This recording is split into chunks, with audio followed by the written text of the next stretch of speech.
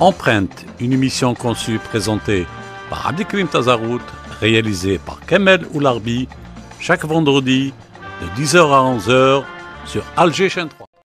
Nous recevons aujourd'hui Mehdi Bouhalfa. Mehdi Bouhalfa, bonjour. Bonjour, je vous remercie pour l'invitation. C'est nous qui vous remercions et nous vous félicitons pour votre production. Donc, vous avez beaucoup de livres aux éditions Al-Qoubiya, Pavillon Covid, c'est 2021. Absolument. C'est donc un enfer que vous avez vécu. Absolument, j'ai écrit un peu ce que j'avais vécu pendant 5 jours, ayant été touché par l'épidémie Covid-19. J'avais été hospitalisé à l'hôpital de Blida et donc j'avais rapporté, si vous voulez, les 5 jours d'enfer que j'ai vécu en compagnie d'autres malades dans cette infrastructure sanitaire de la wilaya de Blida, qui a été l'une des plus touchées au niveau national. Après, nous avons Sociologie d'une rencontre inachevée, 2022.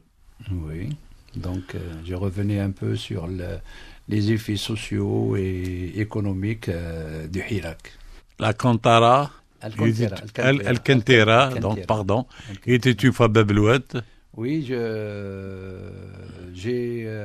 disons que j'ai tenu à parler de mon quartier d'adoption, là où j'ai passé pratiquement toute ma jeunesse et où j'ai fait mes études primaires. Le quartier mythique de Babloued. Voilà, les grands quartiers de Babloued, les grands espaces cinématographiques, culturels, et de Farniente, surtout de Farniente à Babloued, où on peut avoir les 4 saisons en une seule journée, tout en étant sur un rocher à se dorer la tronche. Bien, il y a de la passion quand vous parlez de Babloued. Ah oui, absolument. À mon avis, je crois que je ne suis pas le seul. Oui, moi j'ai habité pas loin, donc pour moi c'est à Saint-Eugène, oui. Et Marignan, quel écran, quel magnifique écran. C'était un cinéma qui avait un son, c'était un cinémascope. C'est ça. Son écran, c'était un cinémascope. Et donc Babloued à l'époque le plus grand écran d'Afrique. Que je dirais un quartier new-yorkais, il y avait du tout, des salles de cinéma, des plages, deux lycées emblématiques, oui. Lycée Aqba, l'ex-lycée Guillemin et lycée Amir Abdelkader, le plus ancien. Et ce lycée Amir Abdelkader avait abrité d'éminents intellectuels, d'éminents scientifiques, d'éminents savants. Et il y avait 2 prix Nobel qui ont fait leurs études à lycée Émir. Et vous oubliez un 3e lycée quand même, c'est le lycée Frantz Fanon. Il y a le lycée de jeunes filles, oui, Frantz Fanon. C'est un lycée. Qui était un des lycées leaders à c'est ça. Il y avait Hassiba et le lycée... Avec Hassiba Mbouali très bien. Et les autres. Alors, vous rétablissez la vérité avec Mama Binette. Oui, et avec aussi, dans le titre, un peu d'ironie, Harraga, française, naufragée au Cap Ténès. C'est-à-dire que ce qui m'a... D'abord, la première, c'est vous rétablissez une vérité. Oui, voilà. C'est-à-dire qu'au début, j'étais personnellement, moi aussi, j'avais été un peu... mené en bateau par cette histoire de Hollandaise. Son jeu de mots. Naufragée, voilà, de belles Hollandaises naufragées. C'est pour ça que toute la région a des yeux bleus. Voilà, naufragée sur une des plages de Beni Houa, du côté de Ténès, et que les tribus locales se sont partagées, comme si c'était quelque chose de... Et puis, avec ces Hollandaises, il y avait des religieuses à leur tête, ce qu'ils avaient appelé à l'époque Mama Binette. Et donc ça m'a un peu... Et puis étant entré en contact avec des gens de la région, des gens de Ténès qui connaissaient très bien cette fable, j'ai été appelé en tant que journaliste à faire ma propre enquête sur cet événement historique. Et c'était en 1802 lorsqu'un navire de la flotte napoléonienne qui se dirigeait vers le Saint-Domingue pour établir l'ordre dans la partie est de l'île de Saint-Domingue, la partie ouest ayant été aux mains des Espagnols. Et donc, pour rétablir l'ordre, il avait envoyé toute une escadre dont son beau-frère Leclerc, le général Leclerc. Et un des bateaux, le Banel, s'était échoué à Oued Goussine, à une vingtaine de kilomètres de Beni Houa, à l'ouest de Beni Houa, du côté de Ténès. Et c'est là le Banel, il n'y avait que, c'était un navire plein de troufions, de soldats, et il y avait 7 femmes. Il y avait 7 femmes. Parmi elles, 4 Françaises qui n'avaient rien de religieuse et qui avaient, si vous voulez... c'est pour ça que nous insistons pour dire que vous rétablissez une vérité. En faisant mon enquête, j'ai trouvé que le Beni Houa avait été un des impacts des réfugiés andalous après la chute de Grenade en 1492. Et donc, tout le monde le sait, il y avait des vagues migratoires d'Andalous sur l'Algérie. Et de ce côté-là, il y avait à Cherchel, il y avait à Demos, l'ex-duplex. Il y avait également à Beni Houa, l'ex du côté au temps de la France, c'était le Francis Garnier. Et donc, ce sont ces Andalous, originaires de Valence, de Murcie et d'Aragon, qui sont installés dans cette région. Et si on parle si vous voulez, de cheveux blancs, de yeux verts, et si vous voulez, de teint européen, ce ne sont que les descendants des Andalous. C'est ça. C'est ce qu'on appelle du côté de Beni Houa les Mouqaran, c'est d'anciens, des enfants, des descendants de ces réfugiés andalous. Très bien. Votre métier donc de journaliste à l'APS vous a amené à occuper le poste de chef de bureau à Rabat, donc. Oui.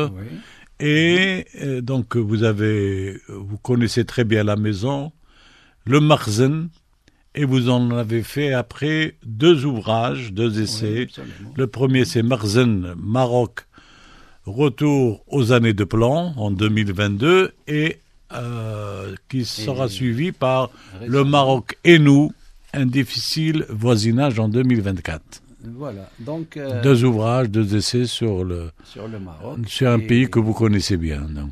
Enfin, disons que 5 années ou 4 années. J'ai eu la chance de travailler en tant que directeur du bureau de l'agence de presse AGN, notre agence de presse, et à Rabat, et donc en tant que journaliste, on est témoin de beaucoup de choses, de beaucoup d'événements, et on rapporte beaucoup de choses. Et surtout, on est à la source, on est sur place. Et donc, on est souvent contraint de voir une certaine réalité que l'on doit rapporter. Et une autre réalité dont nous avions entendu parler. Et c'est comme ça que je me suis dit qu'il faudrait revenir un peu sur les dures années de plan au Maroc. Autant avec le père Hassan Tani, connu pour les bagnes de Tazmamar, de Khalat Mgouna, et son fils, Mohamed Sadis, quand il est venu, tout le monde au Maroc, c'était à peu près... Moi, je suis parti en 2003, donc il n'y avait pas, disons, un très grand décalage temporel entre sa prise de pouvoir et ma présence à Rabat. Et donc, quand j'arrive au Maroc, tout le monde se disait que c'est le roi, disons, il allait apporter un changement. Il est populaire, il faisait son cinéma, il descendait avec son carrosse dans les grandes avenues de Casablanca ou à Tanger, dans le détroit. Et là, il croisait les Marocains, les simples Marocains, il croisait les gens. Il serrait des mains, il discutait. Et donc, on avait cru que... Mais c'était que de la poudre aux yeux. Voilà, ce n'était que du cinéma. Parce que quelques années après, si vous voulez, la torture est revenue, les exactions policières sont revenues, les ONG de défense des droits de l'homme comme l'AMDH sont tarabustées, sont sous pression. Pratiquement, on n'interdit pas. Ce qui est important de dire, c'est qu'au Maroc, surtout à Rabat, on n'interdit pas les manifestations. Au contraire, on les médiatise pour dire que voilà, le Maroc, c'est un pays démocratique, c'est un pays ouvert aux opinions des uns et des autres. Mais le problème, c'est que ces mêmes manifestants sont bastonnés par les Mkhazniya. Les Mkhazniya, c'est les forces de police auxiliaires. Très bien. Voilà. Donc, les ouvrages que nous avons cités, donc c'est édité chez Koubiya. Oui, c'est une Et sur une aussi, maison d'édition qui publie même les jeunes auteurs c'est ça, de nouveaux auteurs. sans distinction. Très bien. Et aussi aux éditions Il du y a Net Oui, en France. en France. Après, nous avons donc L'édition L'Atmania. l'Atmania avec le Mouloudia Club algérois. Voilà. 100 ans de football. Voilà. Et donc, C'était en 2021.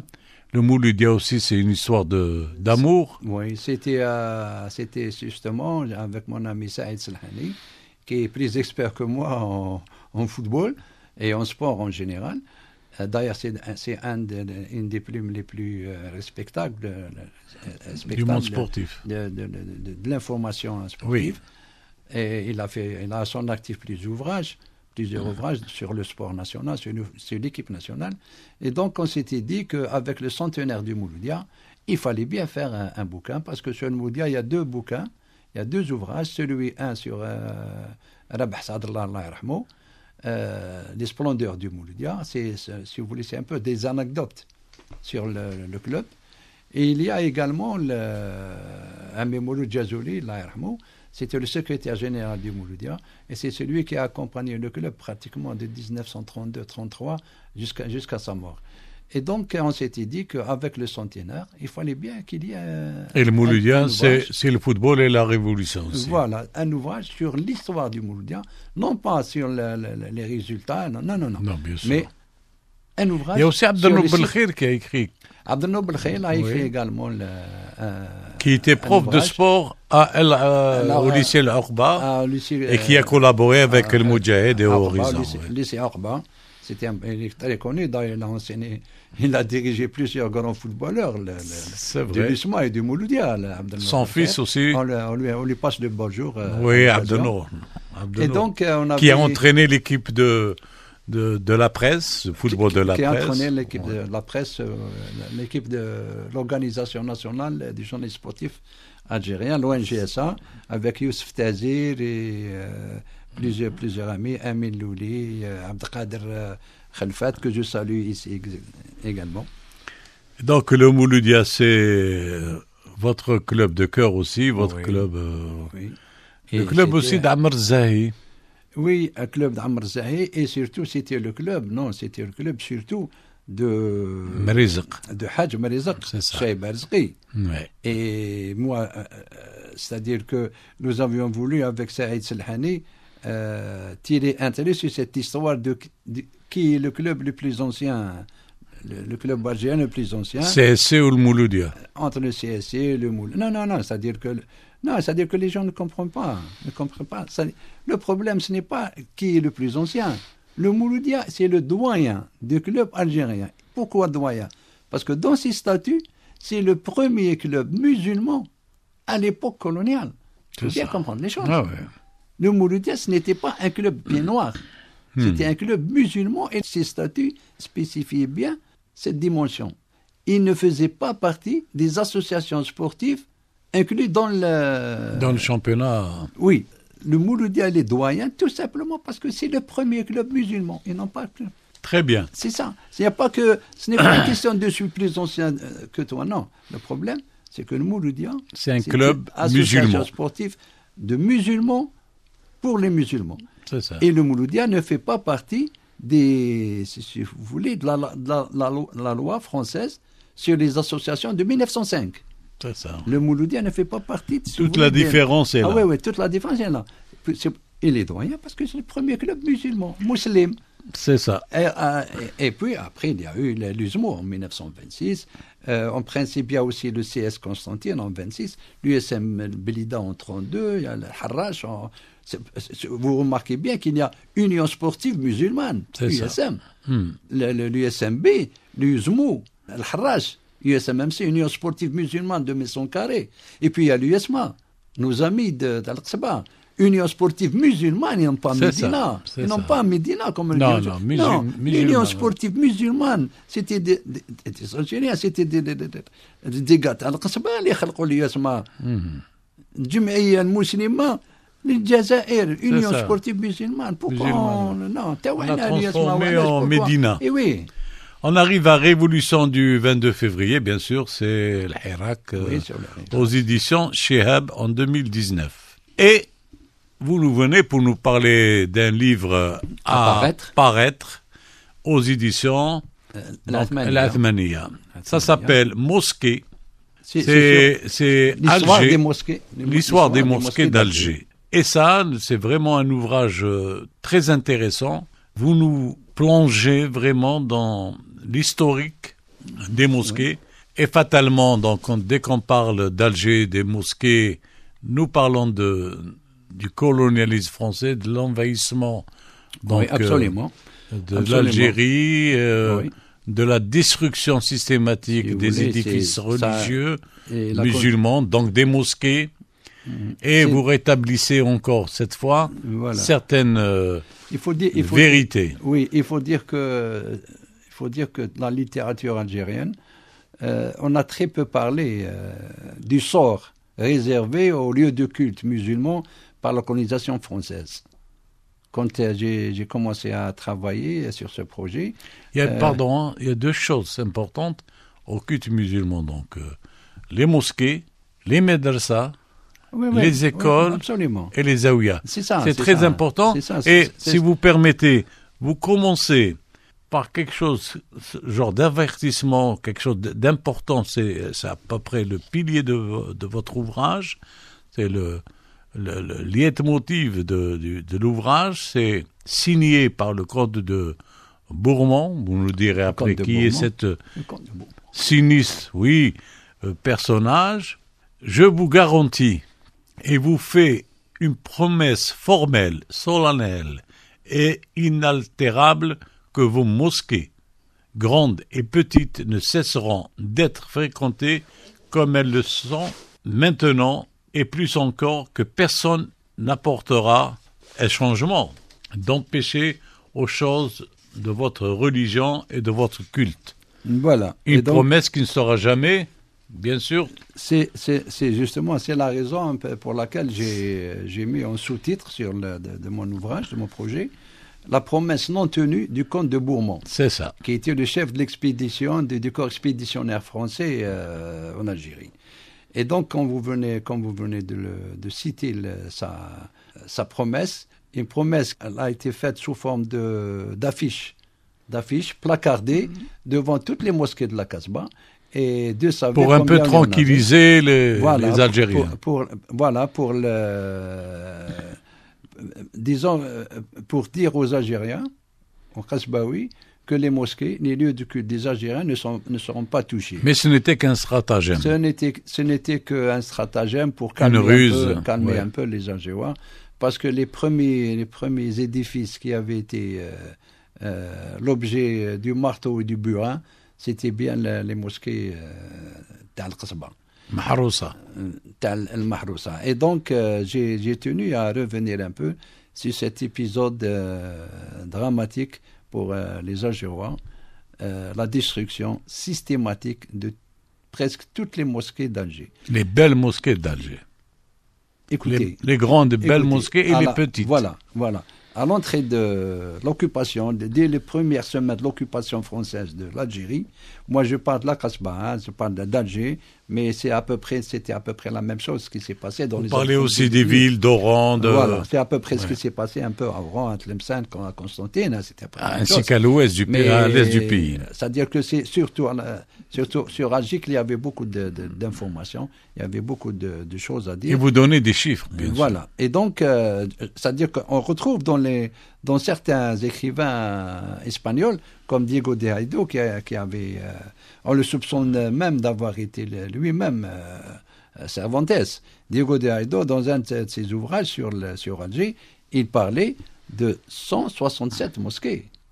Oui. Il parlait de 167 mosquées. Mais bon, 167, en additionnant les mosquées, il y en avait 109. Il y en avait 109, en additionnant les mosquées, 127, en additionnant les mosquées et les zaouïas, et médarsas, et les mausolées. comme on dit, les mausolées al-awliya salihin. C'est ça. Comme Sidi Abdelrahman Thalibi, Walid Dada. Oui, mais c'était aussi des lieux de culte. C'était des lieux de culte. Mm. Et donc, je suis parti de la promesse du comte de Bourmont que les mosquées et les lieux de culte des musulmans ne seront pas touchés. Pas touchés. Alors que c'était la première des choses. Et tout le monde sait qu'il y a beaucoup de mosquées qui avaient servi d'hôtels, d'étables, dortoirs, parce que il y avait la soldatesque coloniale, ils n'avaient pas où loger. C'est et donc, ils ne pouvaient pas sortir les gens de leur maison. Et donc, se sont abattus sur les mosquées, quand ils ne les ont pas détruites. Et là, moi, je reviens sur pratiquement la moitié de toutes les mosquées. Je reviens sur, si vous voulez, pourquoi l'histoire, je reviens sur les gens, la manière dont elles ont été construites, qui les a construites, l'argent qui a servi à les construire, le fonctionnement. Si vous voulez, c'est un peu le fonctionnement du culte musulman. Le fonctionnement, entre le 15e et la fin du 17e, début du 18e siècle, fonctionnement des mosquées algéroises. Et là, quand on cherche un peu, on remarque qu'elles étaient très très bien administrées. Et je reviens énormément là-dessus, dans mon ouvrage. Elles étaient très bien administrées. Par exemple, une mosquée comme Masjid Kchawa, Jama Kchawa, il avait, si vous voulez, son directoire, son consistoire. Il y avait le grand imam. Généralement, comme c'était la régence, il y avait surtout des mosquées hanafites. Et donc, il y avait le grand imam, secondé par généralement deux ou trois imams, Tajamoua. Et il y a l'Aïma, des imams Aïma, les cinq prières de la journée, qu'un imam Tassab, spécial, ainsi de suite. Également, il y a le gestionnaire, si vous voulez, qui gère l'argent. L'intendance, l'oukil, ce qu'ils appelaient à l'époque, l'oukil, il gère l'argent et en même temps, il pourvoit aux dépenses de la mosquée et il paye le personnel. Et il y avait même jusqu'à celui qui s'occupait des toilettes. Donc il y avait vraiment une gestion rigoureuse. Oui, toutes les mosquées de Qasba, elles avaient, disons, une organisation, une structure. Deux imams et deux mueddins, deux muezzins. Et des toilettes, et surtout, il y en a celles qui étaient assez grandes, qui avaient des chambres pour les étudiants, qui venaient étudier de l'intérieur du pays, étudier, y loger, ils avaient un pécule et tout. Et donc, c'était bien organisé. Très bien, donc vous êtes toujours avec Empreinte, votre émission hebdomadaire animée par Abdelkrim Tazarout et réalisée par Kamel Oularbi. Et nous sommes donc avec Mehdi Boukhalfa qui nous parle de son ouvrage à paraître Histoire des mosquées d'Alger, retour sur une aliénation. Ça c'est important, il y a 3 rappels importants dans votre livre. Oui, absolument. Cette déculturalisation et aliénation, la promesse non tenue du comte de Bourmont et un autre rappel important qui justifierait, selon les Français, donc la colonisation, c'est le fameux coup d'éventail, un prétexte fallacieux pour justifier l'injustifiable. Oui, donc on va commencer par le coup d'éventail, une invention vraiment française. Une invention française.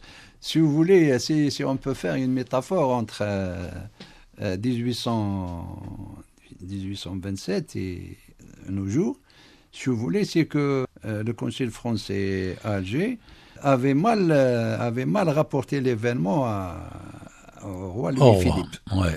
Et parce que j'ai fait quelques recherches.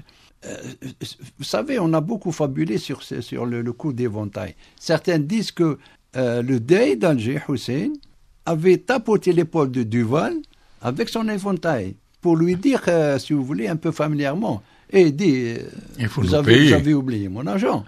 Il y a une dette à payer. C'est-à-dire qu'il lui a tapoté, il n'a pas frappé. Le consul Duval, il a mal, si vous voulez, mal reçu l'attitude qu'il a jugée arrogante du Hussein, qu'il a traduite par, si vous voulez, une menace.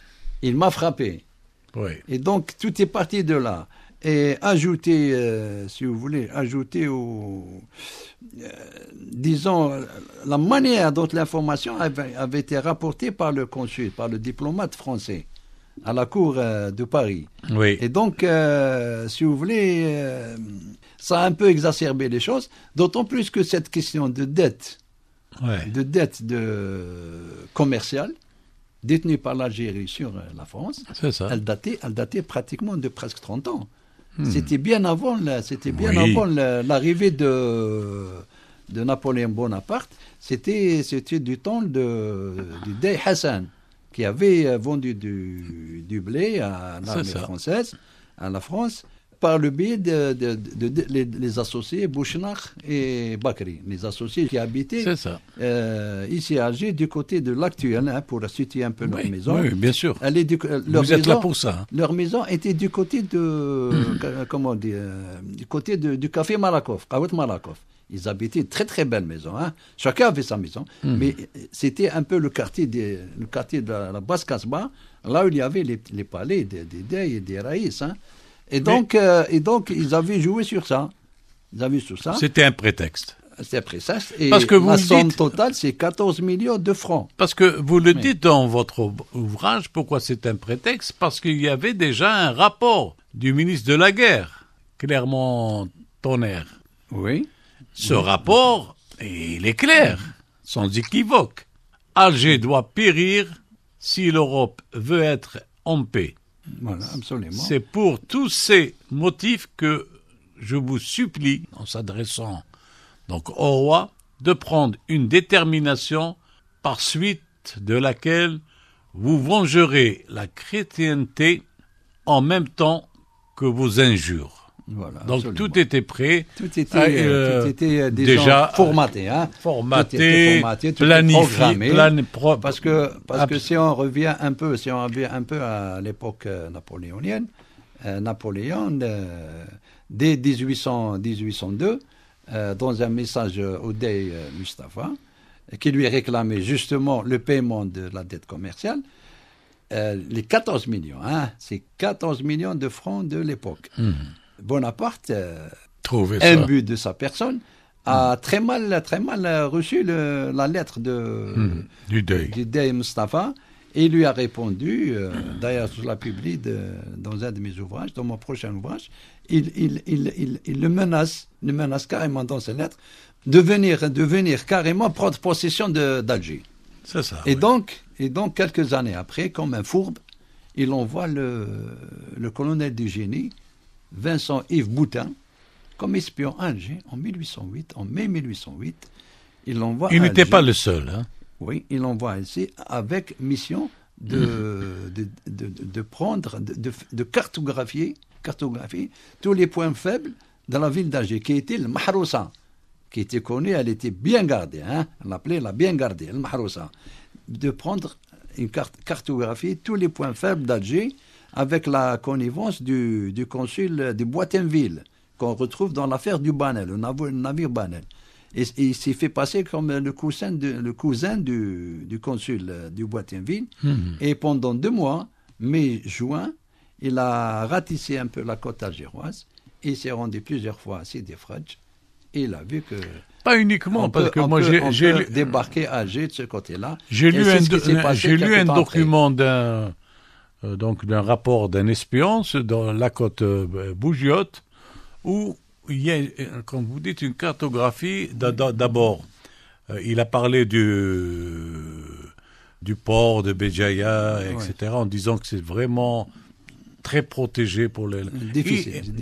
Et il a parlé aussi de l'agriculture, des tribus influentes de la région. Donc c'est vraiment... Il a donné à mon avis, sur la région. Tout était déjà étudié à l'avance.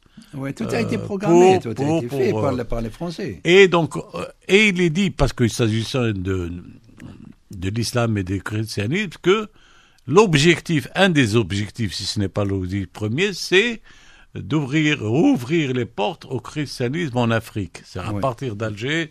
Voilà, elle a démarré à partir d'Alger. Et vous citez aussi Hamdan Khoja dans son livre Le Miroir. Vous citez, comme l'avait cité déjà Assia Djibar, qui en parle dans son livre, où il dit donc les zaouïas et les mosquées furent occupés et serviront de logement aux soldats. Voilà. C'est ce qui s'est passé. Ouais. C'est ce qui s'est passé. C'est à peu près, si vous voulez, disons que c'est le tiers des mosquées et des zaouïas avaient été utilisés comme dortoirs et bureaux de l'armée coloniale. C'est ça. Et donc, c'est pourquoi je dis aliénation, parce que tous les lieux de culte d'Alger, sauf 3 ou 4 grandes mosquées, avaient été aliénés par la colonisation française. Et j'ajouterai que Jamal Kébir était destiné, lui également, à la destruction. Ce n'est qu'avec l'intervention d'un administrateur français qui a vu la beauté du lieu, et son architecture, ses matériaux de construction, le faste de ses ses faïences, ses mosaïques. Et il est intervenu directement auprès du colonel Rovigo et Clausel qui voulaient détruire la mosquée. Il leur a dit, si c'est une question de défense, si cette mosquée menace la sécurité des troupes françaises, il leur a dit, écoutez, il y a en face de la rade d'Alger, vous avez sur la rade d'Alger quelque chose comme 400 navires. 400 navires, vous avez quelque chose comme 2000 à 3000 canons pointés sur Alger. Donc, en quoi cette mosquée constitue une menace? Et c'est à partir de ce moment-là qu'elle a été sauvée. Sinon, elle aurait connu la destruction comme la belle mosquée Seyida. Et on arrive toujours aux objectifs. C'est une entreprise donc de déculturation systématique qui s'est imposée sur, ça c'est les chiffres que vous donnez, 100 mosquées et écoles à Alger. Il n'en restait que 4. C'est incroyable. C'est incroyable. Si vous voulez... c'est vraiment effacé. Nous avons un chiffre extraordinaire de 109 mosquées. Oui. 109 mosquées, ça c'est un fait établi, le chiffre est établi. C'est même Diego Deado qui en parle dans son histoire et biographie générale d'Alger, qui a été écrit en 1633. Il cite 109 mosquées. Parmi les 109 mosquées, il y avait 9 grandes mosquées. Et donc, il y avait également les médersa. Si je parle d'acculturation et d'aliénation de la société algérienne, l'identité algérienne, c'est parce que c'est simple. Toutes ces mosquées, toutes ces zaouïas, toutes ces médersa, c'est notre identité. Elles ont enseigné l'arabe.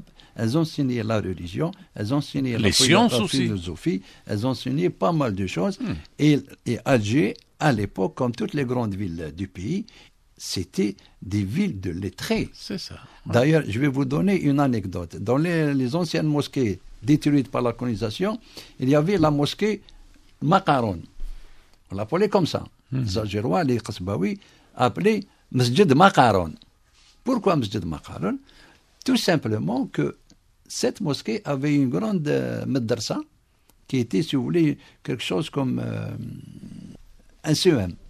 Et il y avait des étudiants qui venaient un peu partout du pays.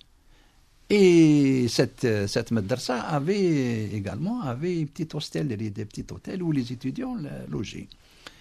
Et les gens de la Kasbah, appelaient cette mosquée Masjid Makaron. Pourquoi? Parce que Muqri'un, c'est la mosquée des lettrés. Des lettrés. Des lettrés. Alors, en arabe, ça devient Muqri'un. Oui, les Muqri'un. Alors, à force de parler Muqri'un, c'est devenu Masjid al-Maqaron. C'est-à-dire pour signifier qu'il y avait des petites universités à Alger. Comme à Constantine, comme Fitlemsen. Les gens venaient étudier non seulement la religion, mais les autres sciences. Et c'était des lettrés. Et c'est pour ça qu'on les appelait le Muqri'un. Et c'est devenu comme ça. C'est-à-dire que quand ils disent qu'ici il n'y avait rien quand ils sont venus, au contraire, Bien Au sûr. contraire, il y avait plus d'alphabet, de gens C'est cultivés Ouais. à Alger qu'à Paris. Oui, et plus d'écoles, Ce n'est pas une métaphore. Non, hein. plus d'écoles. Ils avaient peut-être avec eux un peu plus de développement scientifique. Même pas à l'époque. Non, tout. non, même Mais pas. Alger, dans toutes les villes algériennes, Ah, oui. Mascara, C'est ça. Athénès. Oui. Hein? Non, Il y avait, si c'est vous voulez, recensé. il y avait des courants C'est- culturels, des courants... La preuve, c'est son mosquée, qui était, il faut toujours neuf rappeler, mosquées, hein, son neuf c'est Moussalah, mais aussi il y avait des écoles il y avait des et madrasat. des médarsas et des... Ils appelaient ça zawiya, mais c'était des madrasat. C'était des médarsas. Plus les mausolées, t'as Awliya Salihin. C'était saints des- Al-Aqsa. ce qu'on appelait bien waqf. C'est ce qui était. Ouf. Voilà. Et puis ce Et- qui était extraordinaire, à l'époque, c'est ce que j'ai découvert, c'est que chaque mosquée avait, si vous voulez, avait ses biens waqf, ses biens qui lui assuraient sa subsistance. Il y avait une petite mosquée du côté de Zoujayoun, elle a disparu, c'est Damar, elle a disparu. Cette mosquée, pour subvenir à ses besoins, on lui avait donné un hôtel.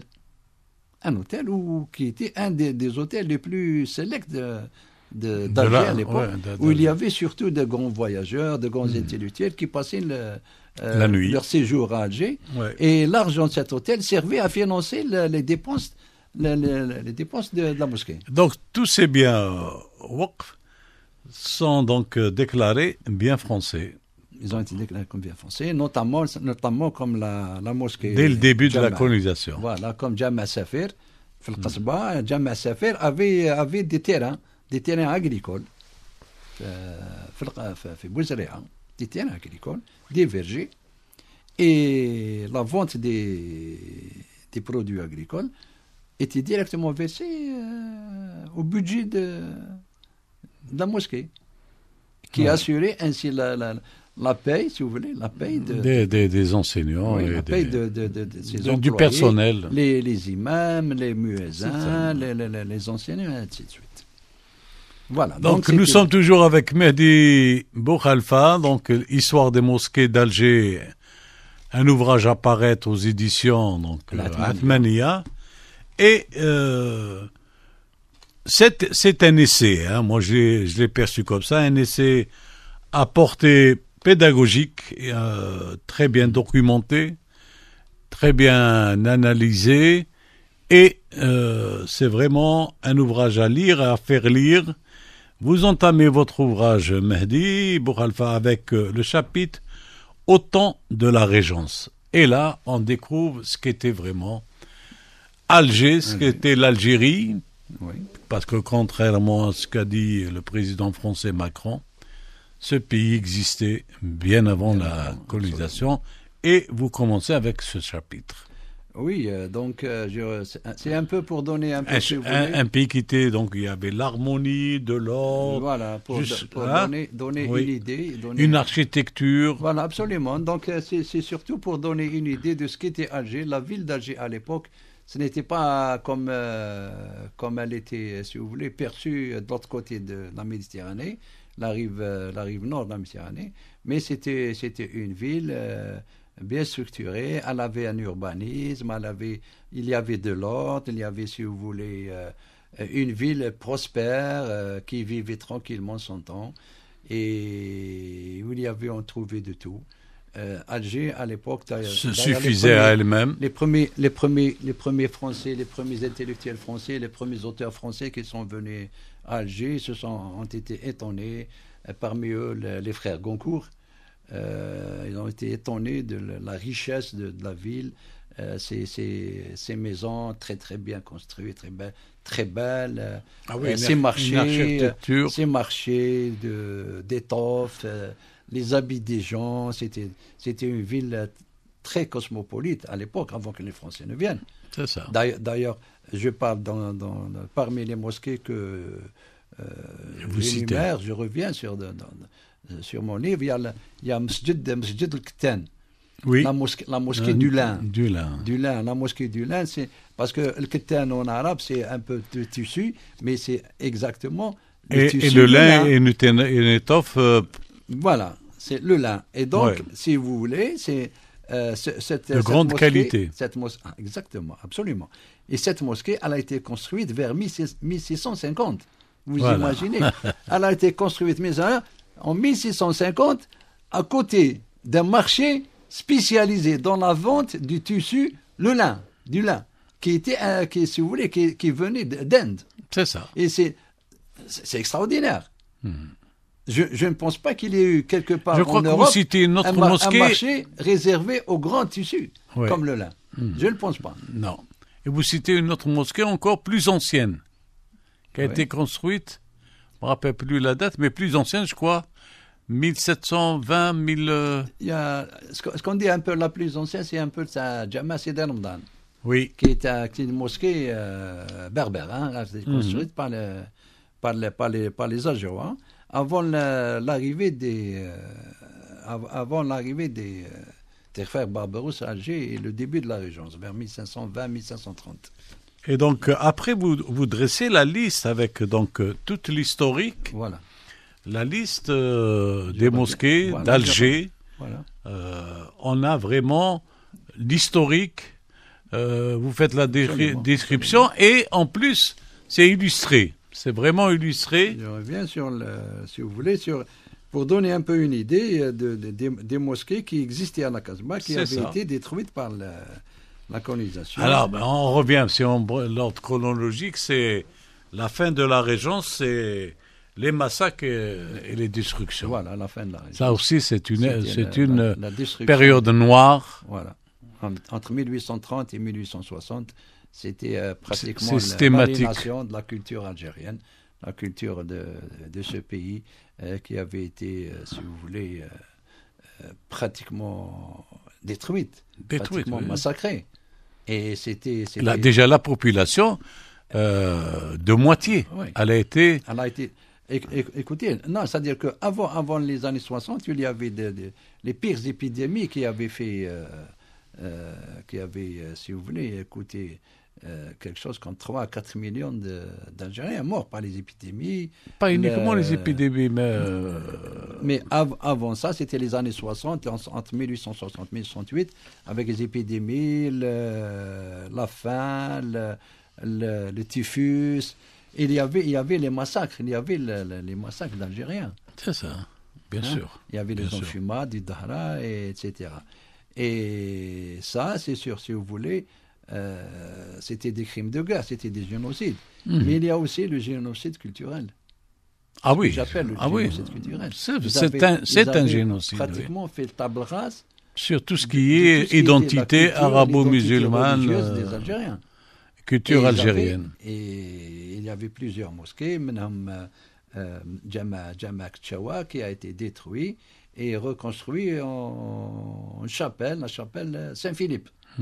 Il y avait Jama al-Barrani, Masjid al-Barrani, qui servait à Bab Jdid. Vous avez... Il a été reconverti en... Vous en parlez avec un peu plus de détails du Jama' Barrani parce que Oui. vous admirez Masjid al-Barrani. ces colonnes. Vous parlez de ces colonnes qui sont splendides, Oui. qui ont séduit même des étrangers. Oui, Masjid al-Barrani, c'est un peu... Édifié par le Dey Hussein. Voilà, absolument. Il a été refait par Dey Hussein et qui était mitoyen du palais du Dey.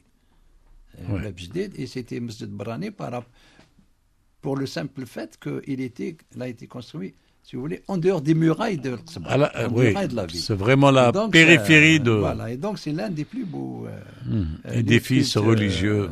musulmans, et qui a été transformé vers 1835. En dortoir.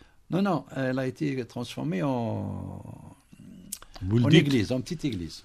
En église. Aussi en dortoir pour les soldats.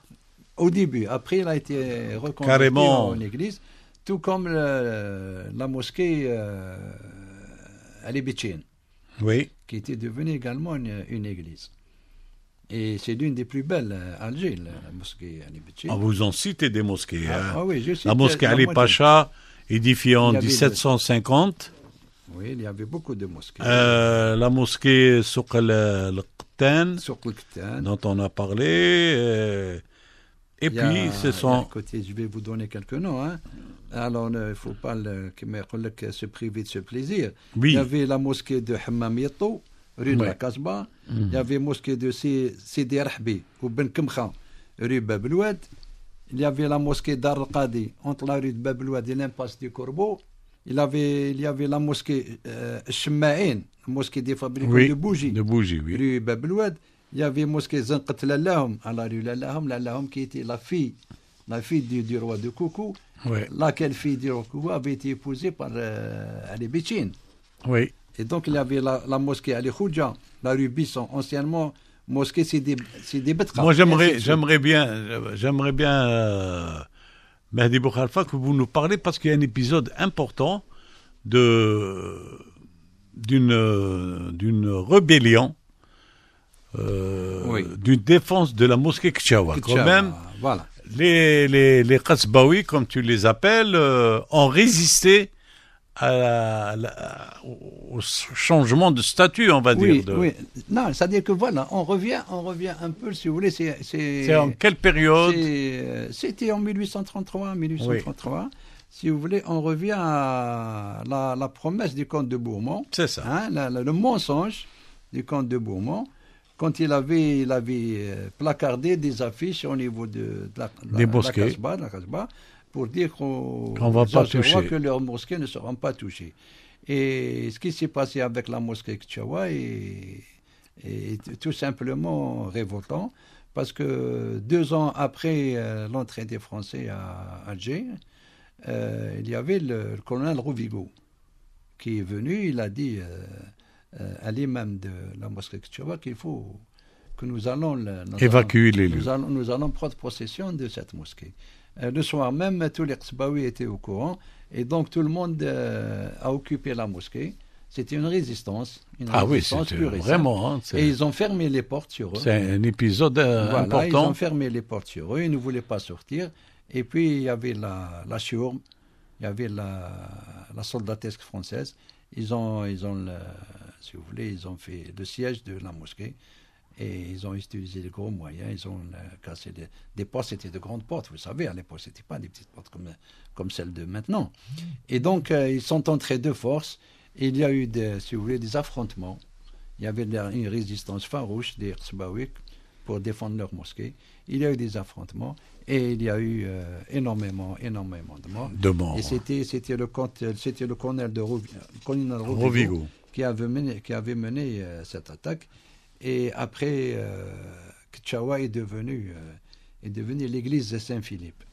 Alors, le duc de Rovigo avait donné l'ordre d'occuper par la force le 17 décembre 1831 cette mosquée. 4000 Algériens environ se sont barricadés à l'intérieur de la mosquée pour s'opposer à son occupation. L'entrée par la force de la troupe du duc de Rovigo fait des dizaines de martyrs. C'est la seconde occupation de l'Algérie, celle de ces mosquées qui sera observée autant à Oran, Cherchel, Annabaskik, Darsamtina, que Tlemcen et ailleurs, où des mosquées plusieurs fois séculaires, dont certaines datant des premiers siècles de l'Égypte, sont systématiquement détruites ou reconverties en casernes ou en écuries. Oui, voilà. Après nous arrivons aussi à une autre forme d'aliénation, votre forme d'oppression culturelle, etc. C'est le changement des noms. Oui, ça, c'est votre dernier chapitre. Oui, c'est le changement des rues d'Alger. Oui, absolument. Donc, qui dit occupation, parce que vous savez... C'est une opération qui est menée aussi par le général Clausel. Voilà, c'est le général Clausel, si vous voulez, c'est lui l'architecte de beaucoup de constructions à Alger, dont le square Bresson, actuellement pour Saïd. C'est lui qui a fait la construction. Et donc, si vous voulez, il y avait une occupation militaire. Et toute occupation militaire est accompagnée par une occupation, si vous voulez, administrative et surtout urbanistique. Et donc, ils ont, si vous voulez, réaménagé la distribution des rues de la Casbah, la distribution spatiale de la Casbah, par rapport aux normes urbanistiques françaises. Et là, quand vous avez le nom des rues de la Casbah, les noms des rues d'origine. Les Français ne se reconnaissaient pas, ils le disent dans dans leurs écrits, ils disent qu'ils ne comprenaient pas. Et donc, ils ont, si vous voulez, ils ont francisé les noms de rues de la Casbah. Et je peux vous donner, par exemple, comme Sidi Mohamed Chérif. Sidi Mohamed Chérif, avant que les Français n'occupent l'Algérie, Sidi Mohamed Chérif, elle commençait par Bab Jdid et qui descendait jusqu'à l'actuelle rue London. Mais ce qui est intéressant, vous donnez vraiment les noms, voilà, pratiquement Français, tous les noms transformés, changés. Et devenait avec les Français, et devenait la rue du Palmyre.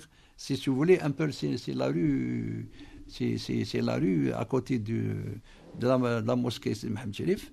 Et c'est là qu'une des scènes emblématiques de la bataille d'Alger avec la pointe du film de Gilles Pontecorvo, qui a été prise. C'est une des scènes. Et vous dites, et vous rajoutez même que quand ils n'avaient plus de nom à proposer, ils utilisaient de la fantaisie, ils étaient un peu fantaisistes, ils donnaient n'importe quel... Justement, même des Français à l'époque leur avaient, si vous voulez, reproché un peu cette tendance à l'ennomination, l'appellation de rue de la Casbah par des animaux. C'est ça.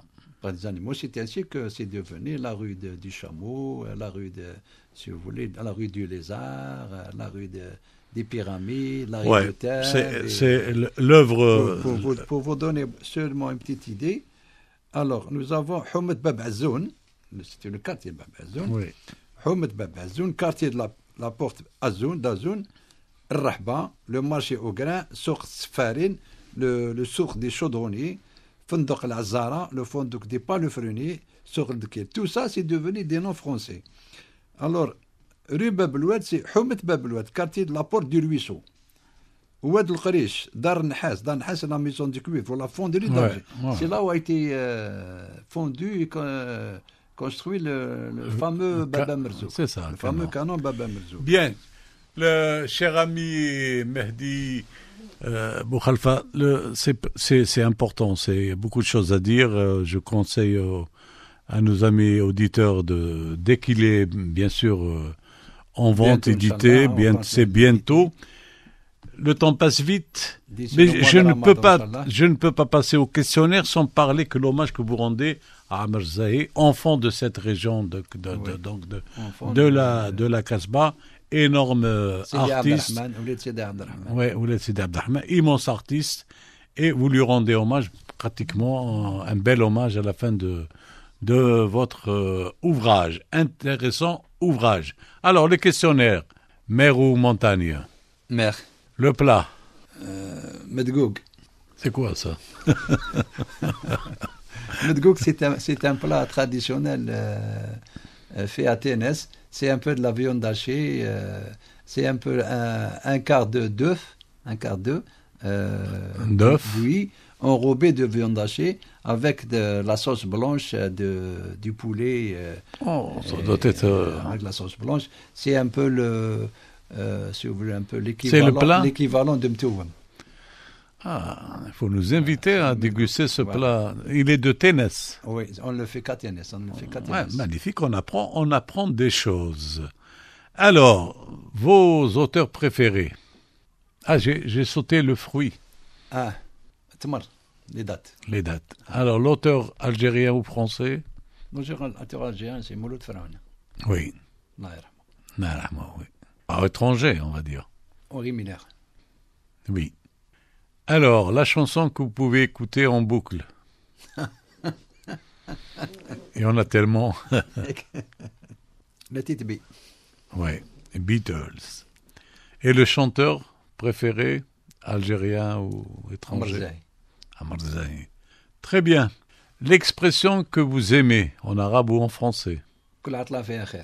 C'est vrai. Sagesse, beaucoup de sagesse. Ah, oui, absolument. C'est vrai qu'avec cette barbe que vous gardez, vous donnez l'impression d'un homme qui a beaucoup assagi, Parce que j'ai un accident domestique, et donc à partir de ce moment-là, je n'ai plus race. Ça vous va bien, Merci beaucoup, Mehdi Boukhalifa, et revenez nous voir dès que vous avez une actualité. Amis auditeurs, je vous dis bon week-end. Vous étiez donc avec votre émission Empreinte que j'anime avec la complicité du réalisateur, donc Kamel Oularbi. Et bon week-end à vendredi, Inch'Allah.